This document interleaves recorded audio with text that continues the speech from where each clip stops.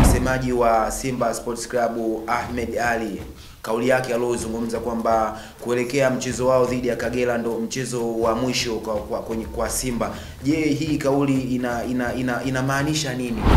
Kwanza nilishangaa, hata mimi nilishangaa sana kusikia kauli hiyo. Alafu tu sio kauli ya kawaida, inatoka kwa head of communication ndani ya klabu ya Simba, kwa maana ya mkuu wa idara ya mawasiliano. Hapo kuelekea mchezo wa tarehe 25 wa dabi, tuliona ile ya tarehe 15 ambao uliahirishwa. Simba walikuwa wanaongea sana na Simba walionekana kama walikuwa wanautaka sana mchezo, lakini kuelekea wa tarehe 25 ni kama Simba wamekaa kimya. Hii nalo inaashiria nini? Tulitoka kuzungumza jana hapa nadhani ile kauli yao ya kwenye barua ile ambayo ilitoka wakitaja mchezo wa tarehe 15, kwa sababu walisema kwenye ile paragraph ya mwisho, kama sio ya pili kutoka mwishoni, walisema kwamba hawatacheza mchezo mwingine wowote ambao wa dabi msimu huu kama hautacheza tarehe 15. Selemani Bwenzi aliimbwa sana baada ya goli lake la kibwenzi dhidi ya Djigui Diarra. Inasemekana anaenda Mashujaa. Je, hili limekaaje kwa mtu ambaye afahamu Mr. Kepo? Selemani Bwenzi amejiunga na klabu ya Mashujaa ya mkoani Kigoma kwa ajili ya miaka miwili. Uhali gani ndugu mtazamaji wetu wa FGA TV, karibu sana katika kipindi chako namba 1 Tanzania, kipindi cha Sport Recap, kipindi ambacho kinakuangazia masuala yote ya michezo ndani na nje ya Tanzania. Na leo hii kubwa zaidi ndani ya Tanzania tutaangazia kauli ya msemaji wa Simba Ahmed Ally, ambaye amesema ama amewaambia mashabiki kuwa gemu kati ya Simba na Kagera ndo gemu ya mwisho. Na bila kusahau pia kwenye tetesi za usajili, Selemani Bwenzi aonekana kama dili lake la kuelekea Mashujaa limekamilika. Bila kusahau barani Ulaya tutaangazia mashindano ya kombe la dunia ngazi ya virabu, kwani Experience de Tunisia wa Afrika wengine wamepata ushindi wa goli 1-0 dhidi ya Los Angeles. Yote haya tutaangazia. Utakuwa na mimi Joakim Moshi pamoja na Mr. Kepo Benedicto, ambaye atatupatia uchambuzi wote mwanzo hadi mwisho wa Sport Recap. Karibu sana.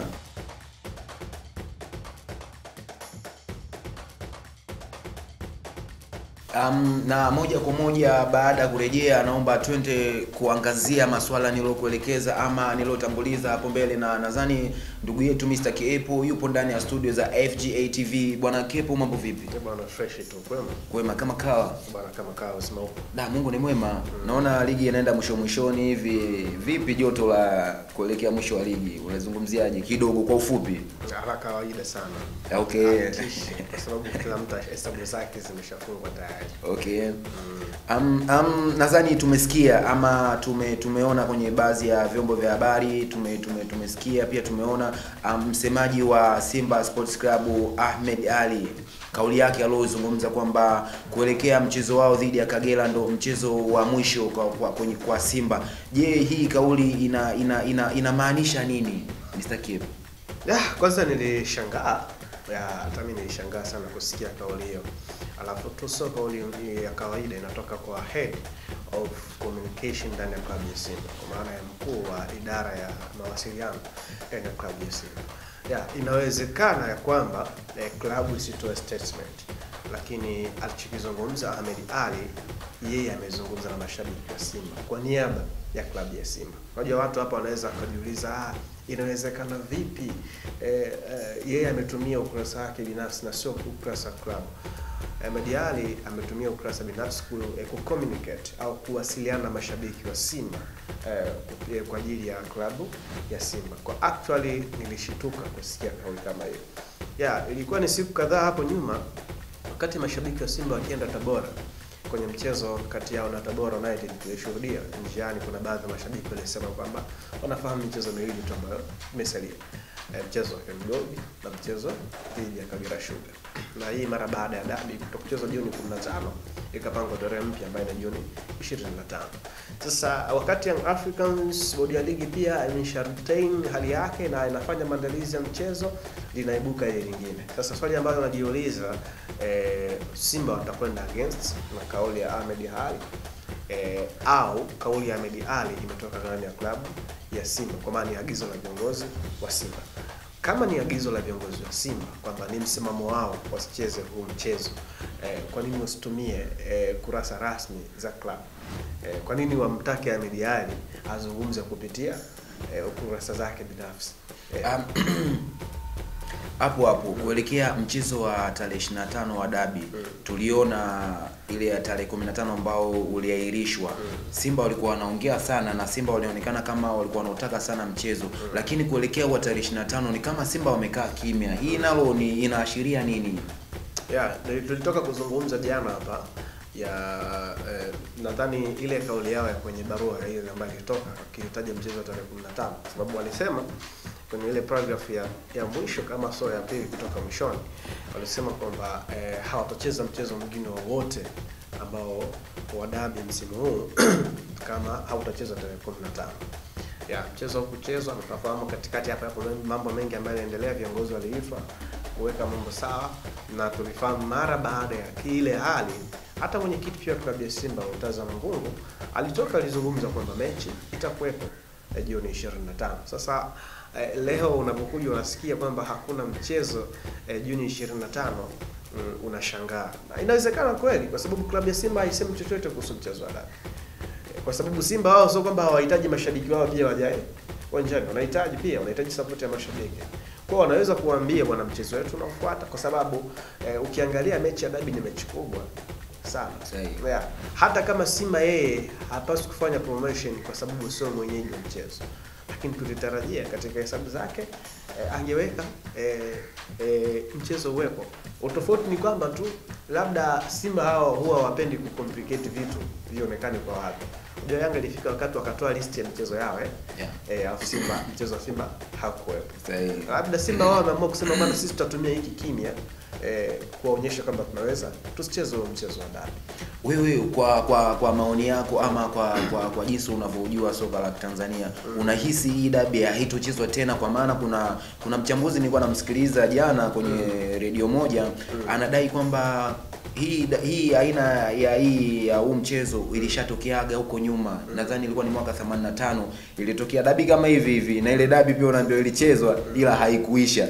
Je, unaona ili kutokea tena? Kwanza kabisa napata mashaka ya kusema mchezo hautakuwepo. Mimi nitasimama na kauli ya Mangungu mara baada ya kikao ambacho alikifanya, kwamba alisema kwa mujibu ya mamlaka ambavyo yalivyo, walivyokaa wakajadiliana, basi mchezo wao watacheza mchezo tarehe 25, watafuata kauli ya mamlaka. Mimi nitasimama na hiyo kauli. Kwa sababu Murtaza Mangungu, yani leo akitoka Murtaza Mangungu na akisimama pale Ahmed Ally akizungumza kauli mbili tofauti, mimi nitaondoka ya Mangungu. Lakini Ahmed Ally tumeona amekuwa na nguvu sana. Sawa, yani hapo watu wanashindwa kuelewa. Ahmed Ally ana influence ya watu. Kama unanielewa? Ana influence kubwa ya watu kwa maana ile public. Lakini tunamzungumza Mangungu, yeye ndio final say kama mwenyekiti wa club. Unaelewa? Kwa katika hizo kauli mbili ya Ahmed Ally kwamba mechi ya Kagera Sugar ndio ya mwisho kwa klabu ya Simba, na Mangungu kwamba watafuata mamlaka kwenye mchezo wa dabi, mimi nitaondoka na kauli ya Mangungu. Ninachosubiria kwa sasa, kama mchezo hautakuwepo, nione Simba akicommunicate kupitia official platforms za club. Na mimi naondoka kama ndugu yangu Mr. Kepo anavyosema, yeye anaondoka na kauli ya Mangungu. Kwa hiyo mchezo utakuwepo ndani ya tarehe 25. Mimi na wewe na mtazamaji wetu wa FGA TV tusubirie tarehe 25 tuone, je, hichi kimya cha Simba, maana wanasema ukiona mtu kakaa kimya ujue kuna kitu kinakuja kizito. Kwa hiyo tusubirie tarehe 25. Sasa tuelekee kwenye tetesi za usajili.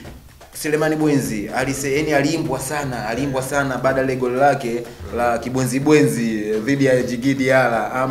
Inasemekana anaenda Mashujaa. Je, hili limekaaje kwa mtu ambaye afahamu Mr. Kepo? So inasemekana ni deal done. Selemani Bwenzi amejiunga na klabu ya Mashujaa ya mkoa wa Kigoma kwa deal ya miaka miwili.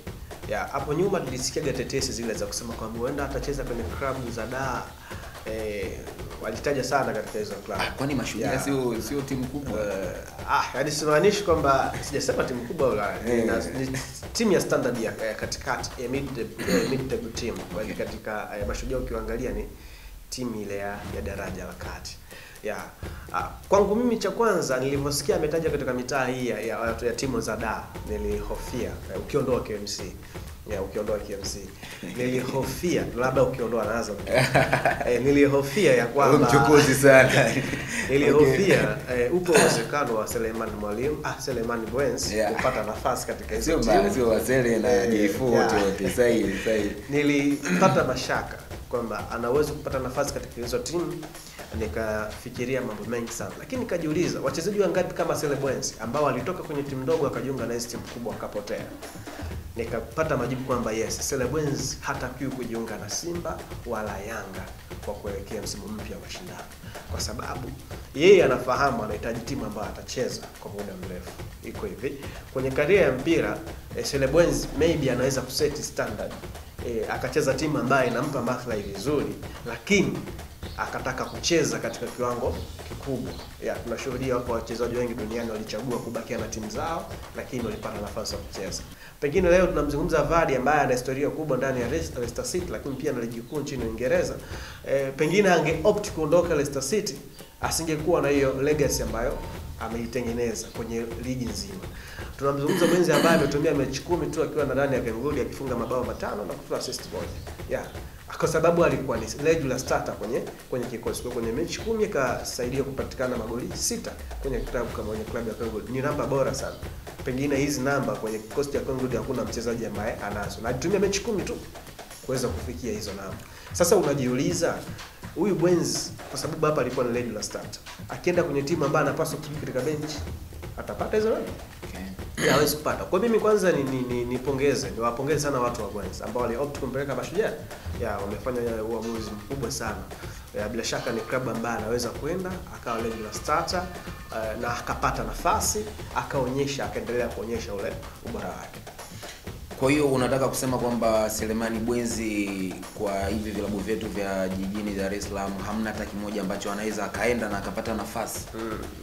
Kistaja Dar es Salaam ziko klabu 4 Dar es Salaam. Zote basi tufanye KMC pale. KMC nafasi anapata. Azam hawezi kucheza. Tunakuja kwa mapacha wawili Kariakoo Dabi. Hawezi kucheza Yanga. Hawezi kupata. Sio regular starter kwenye hizo timu. Kwa nini? Kwa sababu ya ubora wa wenzake ambao wapo. Bwenzi anacheza eneo gani la kushambulia? Nenda katazama Yanga kwenye eneo la kushambulia wana nani? Wana Prince, wana Mzize, wana Zingeli, wana Pakome. Basi na wengine. Nenda Simba. Okay. Simba kwenye kushambulia kuna nani? Leo tunazungumza una Bwenzi unavantuna mashaka unaondoka na nani? Kutokana na umri tunaondoka na Valentino. Na ubora tu. Sasa kuna experience, sometimes experience nayo inambeba mchezaji. Kwa Bwenzi experience inaweza kuwa inambeba, kwa Valentino bado wana kitu cha kujifunza. Kwa hiyo kwa hapo mimi nikiangalia na mechi gani pia.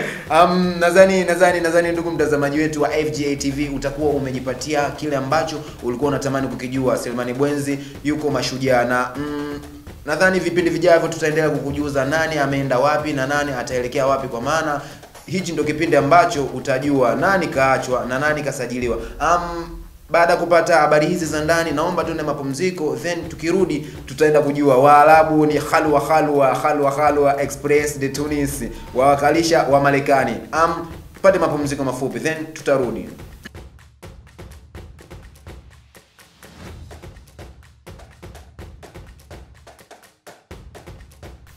Na moja kwa moja naomba tuelekee USA, United States of America, ambapo kombe la dunia ngazi ya virabu linaendelea kushika kasi. Ndugu yangu Mr. Kipo, mimi sitaki kuongea sana, maana hizi mechi zinachezwa wakati ambapo kuna vitu vingi vinabidi vifanyike. Yaani usiku wa manane kuna vitu vingi vinabidi vifanyike. Vipi kuhusu Waarabu? Nadhani kuna historia nzuri kuhusu Waarabu, japokuwa watu waliongea vibaya, ni timu ambayo inaenda haina kikosi kizuri, hajashiriki michuano mikubwa, ila tumeona wamepata ushindi wa kwanza. Unaizungumziaje Esperance de Tunis? Mimi ni miongoni mwa watu ambao nimewakosoa Esperance de Tunis toka mashindano haya yameanza. Nitakubali. Cha pili nitaendelea tena kuwakosoa Esperance de Tunis. Katika mchezo wa jana natamani wangeshinda zaidi ya magoli hayo. Zaidi ya goli. Bila ule lakini. Sawa, lakini mbele ya nani? Los Angeles. Yeah. Sio timu ambayo inaweza kukusumbua kama jina pia nao ni kubwa. Si timu ambayo inaweza kukusumbua. Ya, unaweza ukatazama mechi ambayo ilichezwa katika ubora mkubwa sana. Nilipenda ile spirit ya kupambana ya wachezaji wa Esperance de Tunis. Walikuwa na spirit ya juu sana. Tunamzungumza Yassine Belaili ambaye alikuwa amefunga goli dakika ya 70. Dakika 64 alionyeshwa kadi ya njano katika mchezo. Ya, baada ya kuonyeshwa kadi ya njano, ni kama hata mwenyewe alihamaki kwa sababu ile kadi ya njano ina maana mchezo unaofuata dhidi ya Chelsea hata kuwepo mchezo wa Juni 25. Kwa ni pigo pia kwa Esperance kwa kukosa Belaili ambaye alikuwa na wakati bora pia kwenye kikosi cha Esperance de Tunis. Kwa hiyo akafunga dakika 64 na pia onyesha kadi ya njano, dakika 70 amefunga goli ambalo liliwasaidia kuondoka na alama 3. Lakini huwezi kusifu kile ambacho kimefanya na wachezaji wa Esperance de Tunis ukasahau pia kumpongeza mlinda mlango wa Esperance kwa maana Michel Ben Said ambaye yeye aliokoa mkojo wa penalti dakika za mwishoni kabisa. Akaokoa mkojo wa penalti. Kwa hiyo ikafanya kuondoka na alama 3. So ukienda kulitazama ile kundi ambalo kundi D ambao wako wao, yuko Los Angeles, yuko Esperance de Tunis, yuko Flamingo na Chelsea. Yeah. Ukiangalia jinsi ambavyo wamesimama pale na tunafahamu kabisa Flamingo ametoka kupata ushindi wao dhidi ya Chelsea 3-1.